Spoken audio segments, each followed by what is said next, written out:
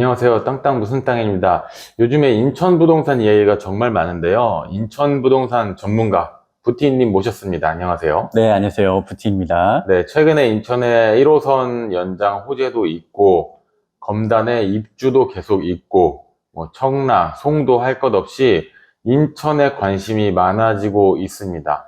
지금 인천 부동산 시장 분위기 어떤가요?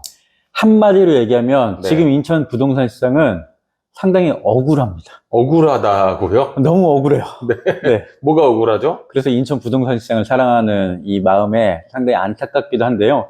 왜 억울하냐면 네. 지금 이제 인천의 거래량이 일부 지역이긴 하지만 조금씩 살아나면서 네, 가격들도 회복하는 모습을 보일랑말랑 하고 있었거든요. 보일랑말랑 하고 있었다. 근데 우리 네, 6월 27일 날 뭐 터졌습니까? 627 대책. 그쵸. 대출 네, 규제가 나와버리면서 네네, 서울 쪽 부동산 시장이 일단은 얼어붙었습니다. 네네, 근데 서울 쪽에서 중요한 거는 막 30억, 40억 하는 데만 얼어붙은 것 뿐만이 아니라 네, 지금 실질적인 효과는 없더라도 네, 10억 아래 이쪽이 살짝 이제 좀 이제 뭐 관망, 네, 살짝 문의도 좀 줄어드는 그런 느낌이 됐습니다. 네네. 그러다 보니까 원래대로라면 이런 불씨가 인천으로 퍼져야 되거든요.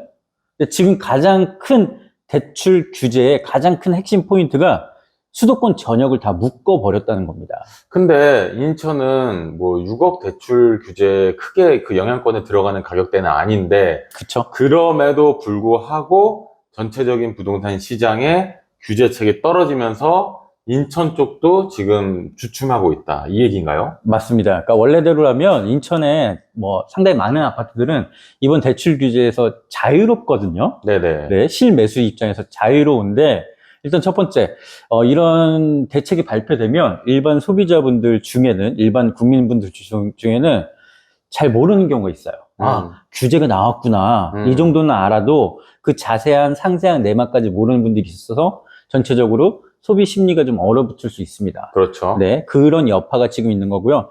또 하나는 이번에 전세 대출로 인한 갭 투자가 막혔잖아요. 갭 네, 투자를 막았죠. 매매 네. 동시 갭 투자가 막혔기 때문에 이런 것들도 지금 영향을 주고 있습니다. 그래서 다시 말씀드리지만 인천이 되게 억울한 상황이에요. 인천이, 그러니까 인천이라고 하면은 그 구도심도 있고, 신도시, 청라, 송도, 뭐 영종, 검단도 있는데, 다 같이 억울한가요? 그쵸? 네, 왜냐하면 이게 부동산 시장은 뭐 어떤 아파트, 빌라, 경매 이런 것들이 다 나뉘어져 있긴 하지만 네, 사실은 전체적으로 큰 덩어리로 또 하나의 분위기로 가거든요. 네네. 그러다 보니까 우리 이 부동산 시장을 주도하는 아파트가 막혀 있다 보니까 점차적으로 다른 시장까지 전체적으로 분위기가 좀 약간 위축돼 있다. 그러니까 이거예요. 막 기지개를 켜려고 하고 있었는데, 이런 힘 느낌입니다. 빠지는 느낌. 네, 이런 네, 네. 느낌입니다. 그래서 실질적으로, 만약에 원래대로라면 지금 거래량이 조금 더 살아났어야 되는데, 실질적인 우리 대출 규제와는 상관없지만, 약간 위축된 모습을 보여주고 있습니다. 근데 사람들이 사실 제일 기대했던 게 인천 1호선 검단 연장이잖아요. 이게 연장이 되면은 검단 집값이 오를 거다. 검단이 10억 갈 거다. 검단에 수요가 넘쳐날 거다. 마곡이 직장인 사람들이 검단에 집을 마련할 것이다. 라는 이야기가 뭐 몇 년 전부터 계속 있었던 얘기인데 이게 검단 인천 1호선 개통되면서 동시에 이제 규제가 나왔다. 검단한테는 이거 엄청 악재인가요? 엄청 악재라기보다는 네. 인천시장 전체의 악재긴 한데요. 네네. 사실은 지금 분명히 이제 실수요자들의 이동 동선이 획기적인 개선이라고 볼 수 있거든요. 그렇죠. 그래서 궁극적인 악재라고 보기는 어렵습니다. 당연히 호재죠. 네, 네네네. 다만 지금 시장이 좀 얼어붙어 있다는 것. 네. 그래서 사람들이 부동산 또 가격 무너지는 거 아니야? 네, 이런 음, 생각을 할 수가 있고요.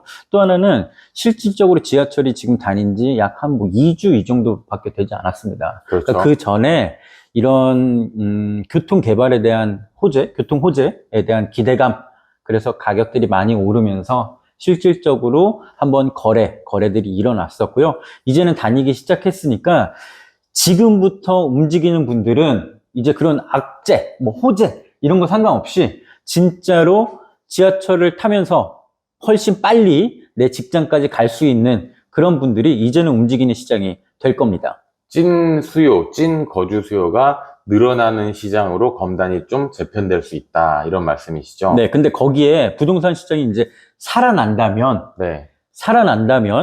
당연히 투자 수요까지 몰릴 수밖에 없게 되겠죠.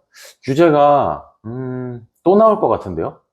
그런 거 할 수 없죠. 또 네. 나올 것 같습니다. 그러니까 이번 대출 규제의 가장 강력한 점이 네. 지지난 정부 때 네. 부동산 폭등을 우린 경험했잖아요. 네네. 근데 그때와 다른 점이 있습니다. 어떤 거죠? 그때는 서울 묶고 규제 지역으로 인천의 일부 묶고 그 다음에 나머지 인천 남겨뒀어요. 네. 근데 지금은 서울 수도권을 전체적으로 다 묶다 보니까 지금 전체 시장이 약간 소비자들이 약간 위축된 경향을 보이는 게 가장 큰 차이점입니다. 그게 약간 전략적이라고도 생각이 되는 게, 지난 부동산 규제들을 보면은 명확한 타겟이 있었어요. 뭐 15억 이상이라던가 강남 3구라던가 규제 지역이 뭐 넓혀진다라던가 이렇게 타겟이 있었는데, 이번에 6억 이상 대출 전면 금지 요거랑 동시 진행, 매매 전세 동시 진행 시 전세자금 배출 금지, 이거는 규제 범위가 정말로 광범위하거든요. 그래서 많은 사람들, 그 중에서도 인천까지도, 수원까지도 뭐 다 영향을 미치는 거잖아요. 파주도, 김포도. 김포도. 네, 이런 차원에서 규제의 성격이 좀 다르다, 이번에는, 라고 볼 수가 있고, 그 중에서 인천이 매우 억울하다.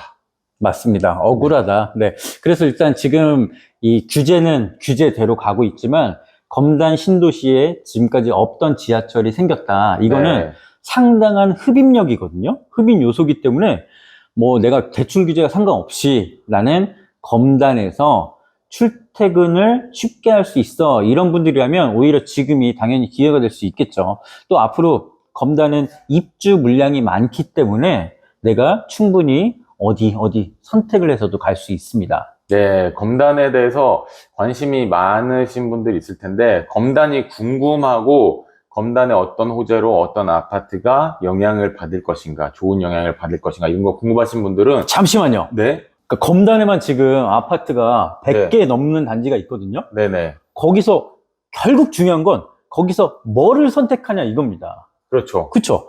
초역세권에 있는 네임드 아파트를 선택할 건지, 아니면 역세권에 좀 멀리 떨어져 있는 아파트를 선택할 건지, 비싼 아파트를 선택할 건지, 조금 싼 아파트를 선택할 건지. 그러니까 결론은 어디를 선택해야 앞으로 집값이 더 많이 오를 수 있는지, 이게 제일 중요한 거잖아요. 그걸 어떻게 할 수가 있죠? 땅땅 무슨 땅님이 네. 알려주실 겁니다. 네, 알려드리겠습니다. 고정 댓글에 검단에 대한 검단의 호재, 추천 아파트, 분석, 영상을 볼 수 있도록 고정 댓글에 링크 달아놨고요. 링크 클릭하고 들어오셔가지고 검단 스터디 하시면은 검단에 대해서 정말 샅샅이 아주 자세히 투자 관점, 실거주 관점에서 자세히 아실 수가 있을 겁니다. 그러니까 이거는 저희들이 유튜브에서 말 못해요. 말 못하죠. 그쵸. 유튜브에서는 이 깊고도 정확한 아파트 단지명을 얘기 못 해드립니다. 그러니까 저희 강의에서 한번 살펴보시죠. 네. 또 새로운 부동산 규제가 나올 것 같은데, 그거에 대한 내용도 제가 다음 편에 말씀드릴 테니까 구독, 좋아요 해주시고 고정 댓글 클릭하시고 홈페이지에서 또 만날게요. 감사합니다.